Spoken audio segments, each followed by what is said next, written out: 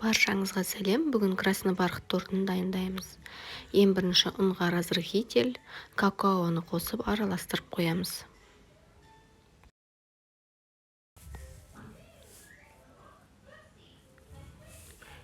Келесі айранымызға, жыл айранға сода 10 минут тұру керек, сода қосылғаннан кейін. Одан кейін қызыл красителімізді қосып араластырып қоямыз.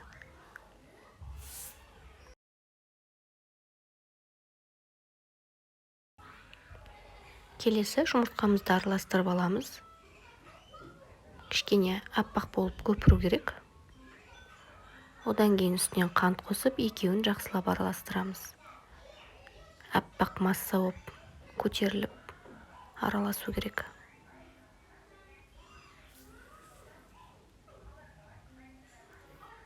Одан кейін осы қоспамызға сұйық май және сары майымызды қосып жақсылап араластырамыз.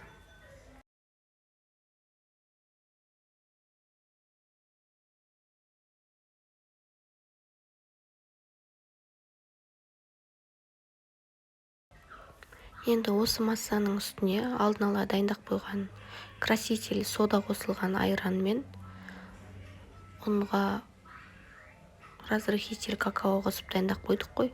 Осы екеуін кезек-кезек қосып араластырамыз.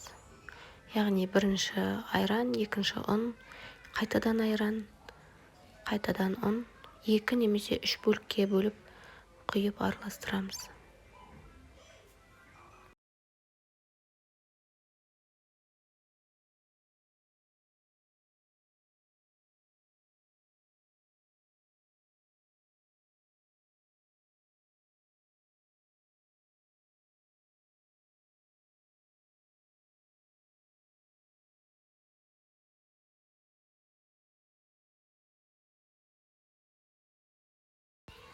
Міне осындай масса шығу керек. Мен бұл массаны 4 тартысқа бөліп салып алам алдын ала, бірдей болу үшін. Одан кейін формамыздың астына пергаментный қағазын төсеп, 4-еуін бөлек-бөлек пісіріп аламыз. 10 минуттан піседі. 180 градус пеш, қызып тұрған пешке салып пісіреміз. Ал енді кремін дайындаймыз. Кремге творожный сыр, қант, сливкимізді құйып, үшеуін араластырамыз. Қанттың орнына сахарный пудра салсаңыздар да болады. Мен қант қолдана беремін. Осылай қою болғанша жақсылап араластырамыз. Ал енді тортымызды жинауға кірісеміз.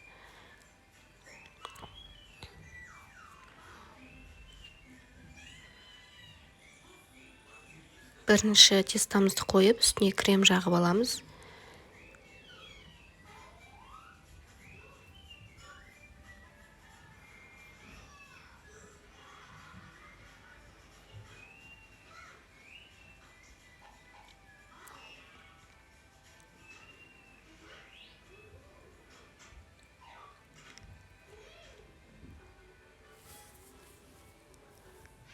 Үстінен екінші тестамызды саламыз. Мен шамалы сындырып алдым. Бұл өте жұмсақ болып шығады.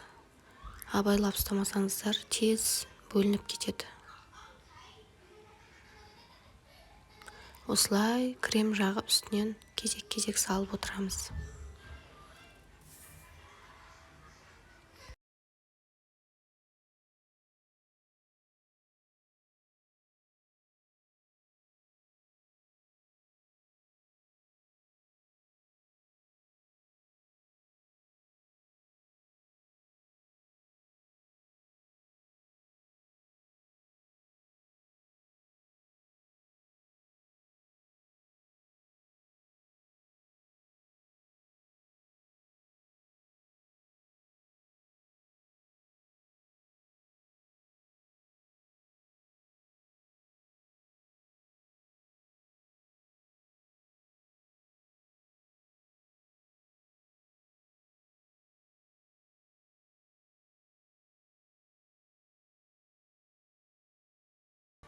Міне біздің красный бархат тортымыз дайын.